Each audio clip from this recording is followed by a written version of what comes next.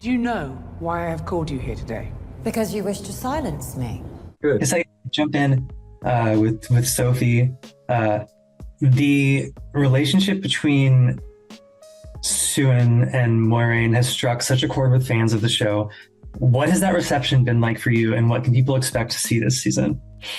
Well, I only hear from people telling me about because I don't do any social media. Social media. I don't do any social. That's how you know. She's like a term for it. You know, she doesn't do it. I don't do that. But I'm not on. I don't do all that stuff. So I get to hear feedback from Rafe and from the others from Roz. So I'm hearing, you guys. yeah, and also from my kids who say, "Oh my God, people love that relationship." So I hear it from them. So it was just so lovely to hear about that, because when you're doing something, you have no idea how it's coming across, and I was very happy to hear that it sort of was touching so many people, because it's been sort of, for me, I ended up doing this show because of Roz. So, I'm just, we're together because we really like each other. And so to have that kind of come through in the show is brilliant.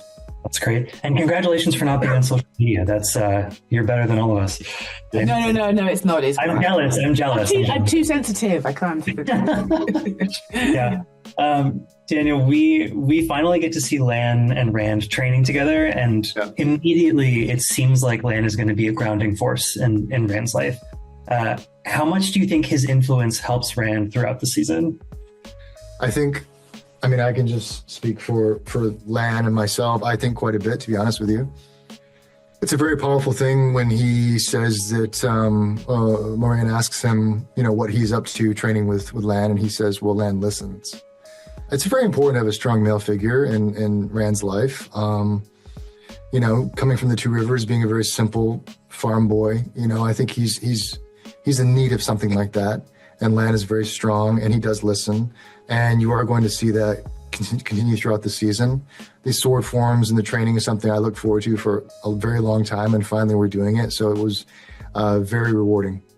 And Sophie, we have finally met Alada Sedai. What can you say about the relationship between Siuan and her this season?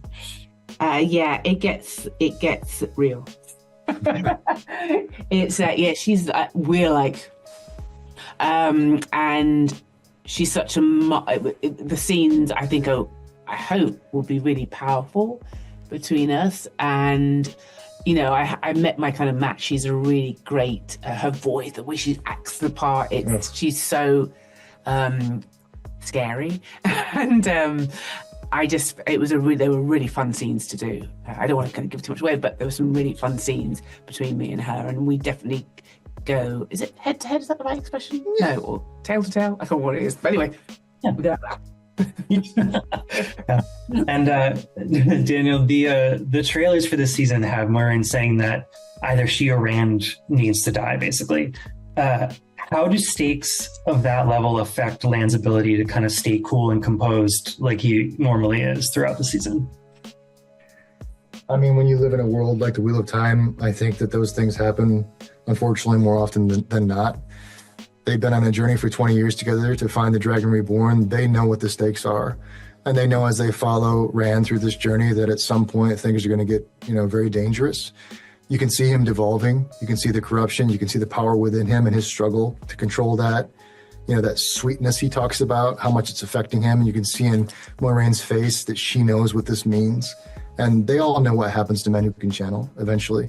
And so Lan knows this as well. So you kind of have to put that into your algorithm in your head as a character, knowing what could possibly happen in the future. So no surprises, but it doesn't mean it doesn't affect him. If the White Tower does not bend the knee to Rand al'Thor, he will lose the last battle.